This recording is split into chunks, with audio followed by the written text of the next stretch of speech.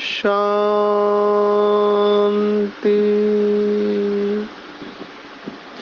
आज 3 मई 2023 भारत में बुधवार है।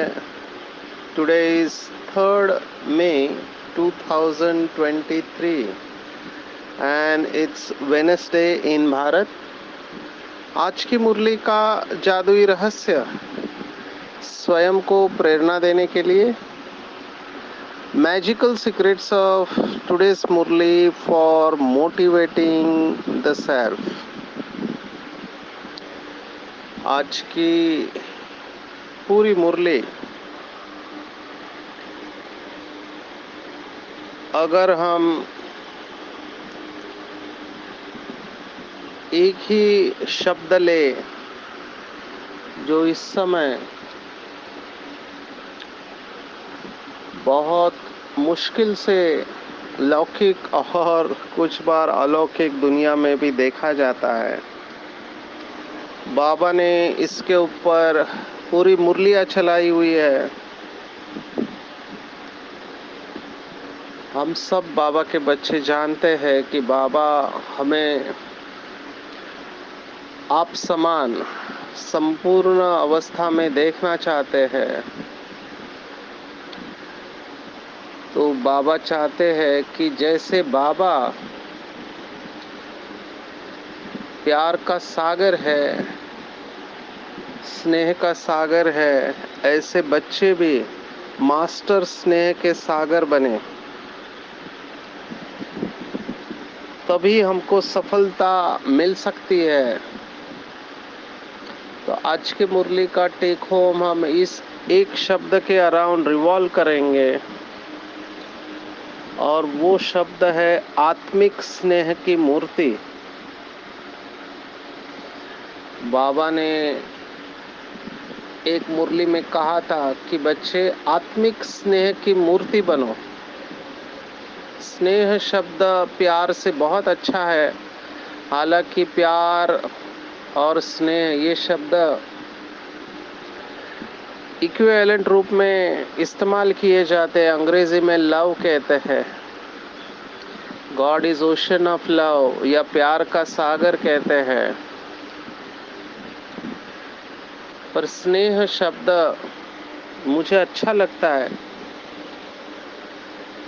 आयुर्वेद में जो पंचकर्म चिकित्सा करते हैं उसमें भी स्नेहन शब्द है। स्नेहन माना शरीर को जब तेल की मालिश करते हैं तो उसे स्नेहन कहते शरीर को स्नेह देना। जैसे जैसे उम्र बढ़ने लगती है तो शरीर में वात बढ़ने लगता है, और जहाँ वात है वहाँ पेन होता है, दर्द होता है। सिंपल भाषा में कहा जाए तो जैसे गाड़ी पुरानी होती है तो लौकिक में हथ की कार भी जब पुरानी होती है तो वो आवाज़ करने लगती है, तो आवाज़ नहीं करे इसलिए उसका भी स्नेहन होता है। सिंपल भाषा में कहे तो ग्रीस लगाया जाता है, ऑयलिंग होती है। जो गाड़ी की सर्विस करते हैं उसमें भी ऑयलिंग ज़रूरी है। तो ये स्नेहन शब्द उस ऑयलिंग के साथ गया हुआ है। बहुत लोगों के घुटने दर्द करते हैं क्योंकि वहाँ का स्नेहन कम हो जाता है। तो जब भी स्नेह कम हो जाता है तकलीफ बढ़ने वाली है। हमने पहले भी देखा कि सभी समस्याओं का समाधान ये एक शब्द है, स्नेहन। बाबा भी हमको स्नेह से ही ठीक कर रहा है। अगर बाबा हमको डांटता तो हमको अच्छा नहीं लगता। सज़ा किसी को भी अच्छी नहीं लगती, सबको प्यार ही चाहिए। तो स्नेह की गहराई में जाएंगे। भक्ति मार्ग की बहुत फेमस कथा है कि गुरु को पूछा कि किसी भी व्यक्ति को ठीक करना है तो क्या करना चाहिए, कौन सा इलाज है। तो गुरु ने कहा उसे स्नेह दो। तो व्यक्ति ने फिर से पूछा कि अगर स्नेह देने के बाद भी अगर वो व्यक्ति सुधर नहीं रहा है तो क्या करे। तो गुरु का जवाब था कि स्नेह का डोज बढ़ा दो, लेकिन ट्रीटमेंट स्नेह ही रहेगा। 86 ईयर्स हो गए, 86 वर्ष हो गए भगवान को इस धरती पर आके, पर बाबा का मुरली का पहला शब्द है मीठे बच्चे। बाबा ने कभी नहीं कहा कड़वे बच्चे, मीठे बच्चे। जबकि बाबा को पता है कि सभी बच्चे श्रीमत पर नहीं चलते हैं। बाबा के सभी प्रकार के बच्चे हैं, उत्तम, मध्यम, कनिष्ठ, महारथी, घुड़सवार और प्यादे। तो इट इज अंडरस्टूड है, ये समझ है कि जो प्यादे होंगे या जो कनिष्ठ होंगे वो पूरी तरह से श्रीमत पर नहीं चलेंगे, ये पता है। और कई बच्चे तो डिससर्विस करने के निमित्त बनते हैं। फिर भी भगवान की विशेषता है जिसके वजह से भगवान को प्यार का सागर कहा जाता है, वो है अनकंडीशनल लव एंड एक्सेप्टेंस, बिना किसी शर्त का प्यार। अभी कई लोग मुझे पूछते हैं कि प्यार से बच्चे बिगड़ जाते हैं। आप केवल प्यार दोगे तो लोग आपके प्यार का फायदा उठाएंगे। अगर आपसे भी, आप में से भी किसी को ऐसे लगता है कि केवल प्यार देंगे तो बिगड़ जाएंगे, तो मेरे हिसाब से आपने अभी तक स्नेह की शक्ति को समझा नहीं है। आजकल तो भारत में, मुझे पता नहीं विदेश में क्या है, पर भारत में स्कूल में बच्चों को ना डांट सकते हैं ना मार सकते हैं। टीचर्स जो स्कूल और कॉलेज में सिखाते हैं उनकी हालत बहुत विचित्र है, क्योंकि वो देखते हैं कुछ बच्चे नाक में दम कर देते हैं, माँ बाप भी देखते हैं कुछ बच्चे सचमुच में नाक में दम कर देते हैं। तो बाबा ने भी इसका जवाब दिया है कि कभी बच्चों को मारना नहीं चाहिए। एक माता बाबा के पास गई और ऐसे ही अपने बच्चे की कंप्लेंट करने लगी कि बच्चा ऐसा करता है, वैसे करता है, बहुत परेशान करता है। तो बाबा ने उस माता को एक ही प्रश्न पूछा कि बच्ची, इस समय मिट्टी कैसे है, सतो प्रधान है या तमो प्रधान है। तो उस माता ने कहा मिट्टी तो तमो प्रधान है। तो अगर मिट्टी तमो प्रधान है तो उस मिट्टी से जो बर्तन बनेगा वो कैसे होगा। जब है ही कलयुग तो सभी बर्तन ऐसे ही होंगे। बाबा ने फिर भी कहा अगर आपको लगता है आपको सजा देनी है तो उसे बांध के रखो, उसे कुछ चीजें दो नहीं, पर उसे मारना नहीं है। स्कूल में भी टीचर्स को बहुत प्रेशर रहता है। जिन टीचर्स ने स्कूल में बच्चों को मारा है उनके अगेंस्ट कंप्लेंट हुआ है, तो मार नहीं सकते। पर ये नियम क्यों बनाया, क्योंकि आत्मा उससे सुधरती नहीं है। बहुत लोगों को लगता है, मुझे पूछती है जनरेशन, पिछली जनरेशन की, हमने बचपन में बहुत मार खाया है इसलिए हम सुधरे हैं। अभी वो समय नहीं रहा। लौकिक कायदा भी नहीं कहता है और अलौकिक कायदा भी नहीं कहता है। बाबा की तो श्रीमत है कि किसी को शिक्षा देना है तो शिक्षा देने का तरीका है कि शिक्षा का स्वरूप बनो, शिक्षा नहीं दो। और शिक्षा देने से कोई बदलता नहीं है। हमने देखा है जेल में अभी व्यक्ति को जेल में क्यों डाला जाता है कि वहां जाके वो सुधर जाए, लेकिन जेल में जाने के बाद हो सकता है कि उसको गलत कंपनी मिले और वो और बिगड़ जाए, और उसके संस्कार तो परिवर्तन नहीं हुए ना। मूल बात है संस्कार परिवर्तन की, और वो कैसे होगा? तो स्नेहन। बाबा के बच्चों के लिए सबसे बड़ा पेपर जो बाबा ने 3 सर्टिफिकेट बताए हैं कि संपूर्णता के लिए 3 सर्टिफिकेट लेना जरूरी है, मन पसंद, प्रभु पसंद और परिवार पसंद या लोग पसंद। तो इसमें मन पसंद और प्रभु पसंद तो इजीली ले सकते हैं, चैलेंजिंग होता है परिवार पसंद या लोग पसंद। उसका जवाब आज बाबा ने मुरली में दिया है। बाबा ने कहा है मुरली में कि जैसे बाप के प्रति अटूट, अखंड और अटल प्यार है, श्रेष्ठ भावना और निश्चय है, ऐसे ब्राह्मण आत्माओं से आत्मिक प्यार अटूट और अखंड हो। किसी के कैसे भी संस्कार हो, चलन हो, लेकिन ब्राह्मण आत्माओं का सारे कल्प में अटूट संबंध है, ईश्वरीय परिवार है। बाप ने हर आत्मा को चुनकर ईश्वरीय परिवार में लाया है। ये अगर स्मृति रहे तो आत्मिक प्यार अटूट होने से स्नेह संपन्न व्यवहार होगा और सहज सफलता मूर्त बनेंगे। मेरे हिसाब से ये पॉइंट बहुत बहुत बहुत इम्पोर्टेंट है। अगर इस ईश्वरीय ज्ञान में आगे बढ़ना है, बिना किसी रुकावट के आगे बढ़ना है, तो दुआएं लेना है, और दुआएं लेना है तो हमारे वाइब्रेशन हर आत्मा के प्रति पॉजिटिव होने चाहिए, नो रेजिस्टेंस। अभी ये मुश्किल क्यों है? क्यों इतना टाइम लग रहा है? क्यों इतना फ्रिक्शन होता है?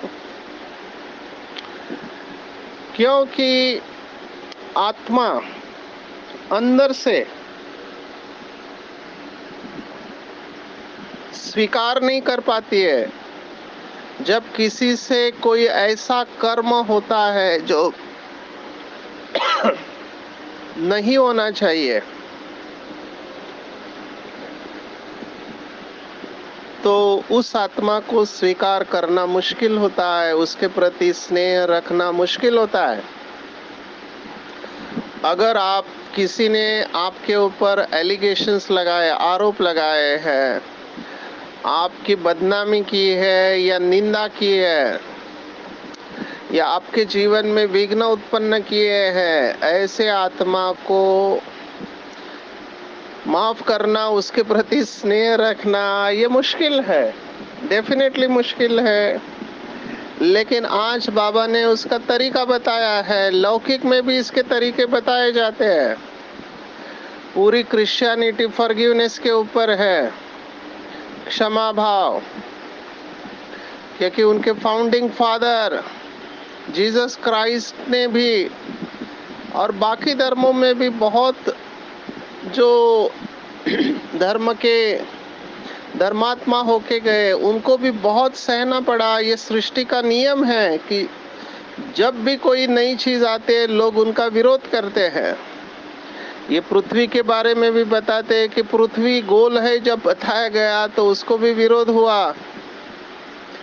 तो ऐसे विरोध हर युग में हुआ है, लेकिन आखिरी जीत ये आत्मिक स्नेह की मूर्ति की ही हुई है। बाबा ने इसको फुल मार्क्स दिए हैं। अभी ये क्यों पुरुषार्थ के हिसाब से जरूरी है और कैसे किया जा सकता है?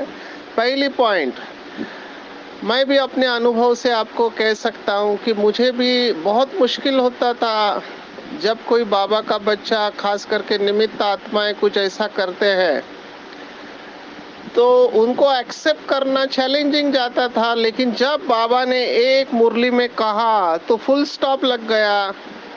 जो आज की मुरली में बाबा ने उसको टच किया हल्के से। बाबा ने उस मुरली में कहा था कि इस यज्ञ में जो भी आत्मा जहां पर भी है उसको बाबा ने रखा हुआ है। नंबर 1, अगर निमित्त आत्माओं से कोई गलती हो जाती है तो जिम्मेवार बाबा है। ये पॉइंट इतनी शक्तिशाली मुझे लगी कि जब यज्ञ को चलाने वाला बाबा है, नई दुनिया की स्थापना करना बाबा का काम है, तो फिर प्रश्न आता था कि बाबा फिर कुछ करता क्यों नहीं है। ऐसे नहीं कि बाबा को पता नहीं है, बाबा को सब पता है, लेकिन बाबा ड्रामा में इंटरफियर क्यों नहीं करता जबकि यज्ञ का नुकसान हो सकता है और होता भी है।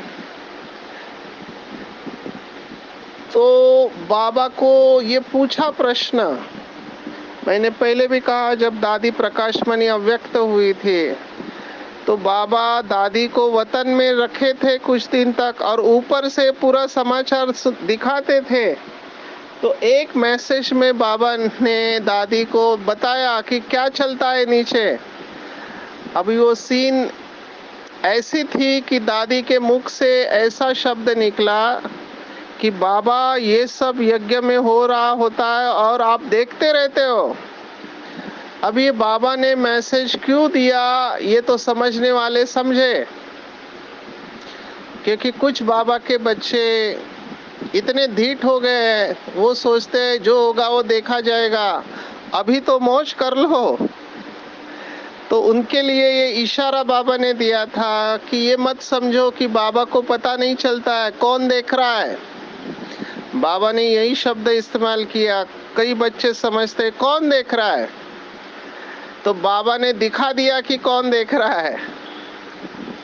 तो बाबा गुप्त रखता है कुछ बातें। अभी बाबा को ये बातें गुप्त रखने के पीछे कई सारे राज हैं। एक तो कर्मों की गति गुह्य है।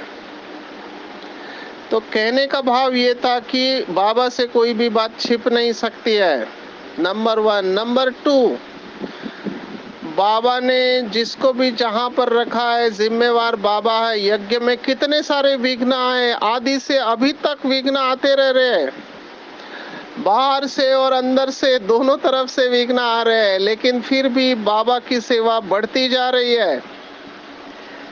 कई लोग मुझे पूछते हैं कि भगवान इसमें इंटरफियर क्यों नहीं करता। तब बाबा का जवाब ये है जो मैंने समझा है कि ये ड्रामा कर्मों के ऊपर बना हुआ है। भगवान को भाग्य विधाता कहते हैं, वो विधान करता है।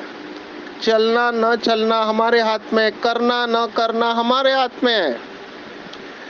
तो चारों तरफ ऐसी आत्माएं होगी अंदर या बाहर, अभी मुझे डिसाइड करना है कि मुझे क्या करना है, और उसका सॉल्यूशन मुझे ऐसे लगता है बाबा ने आज दिया है। आज बाबा ने विशेष देवी को याद किया जिसका नाम है शीतला देवी।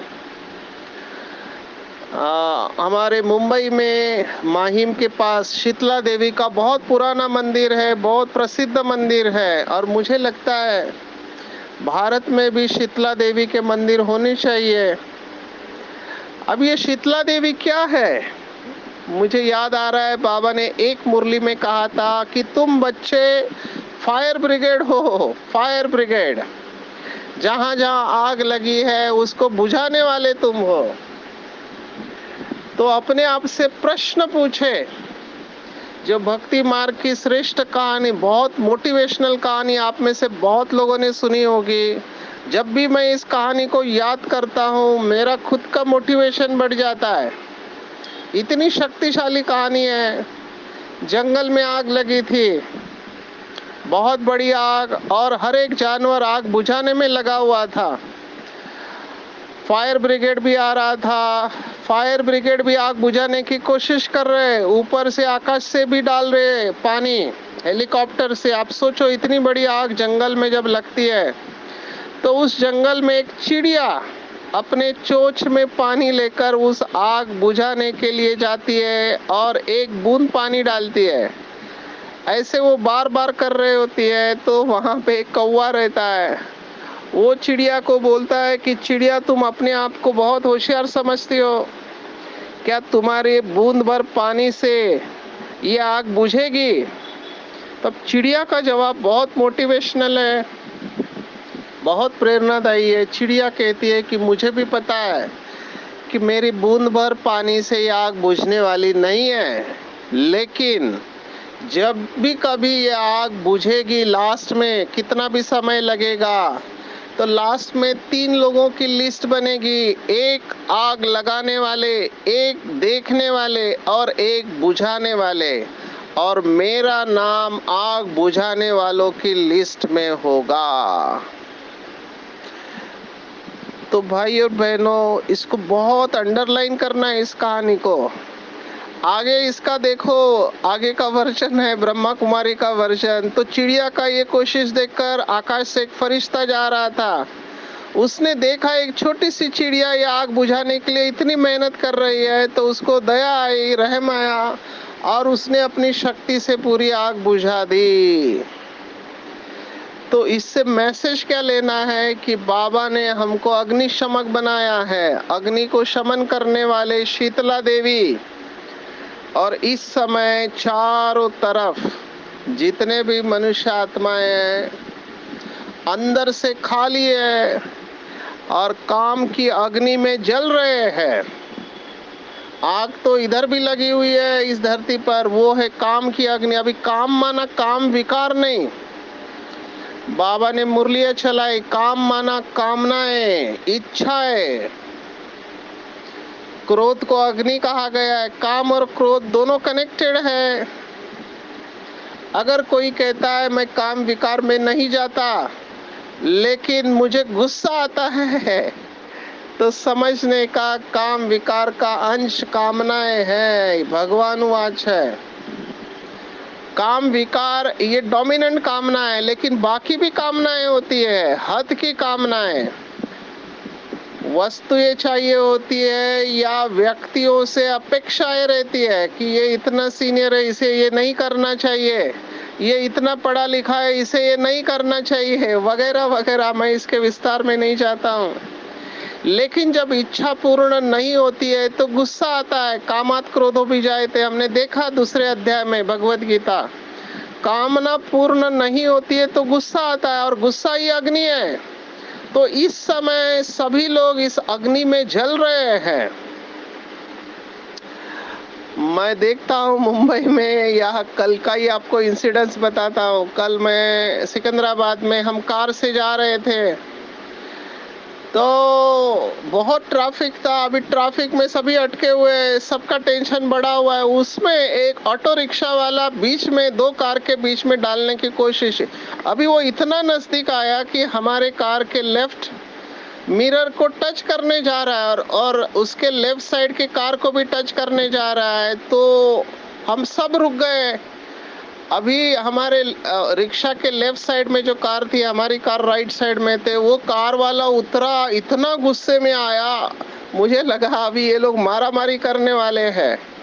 तो उसने बहुत गुस्से में ऐसे शब्द इस्तेमाल किए वो रिक्शा वाले के लिए। अभी रिक्शा वाला क्या या और कोई भी, जल्दबाजी होती है, थोड़ा भी कार को टच होता है तो लोगों को सहन नहीं होता है, उधर ही मारामारी करना चालू कर देते हैं।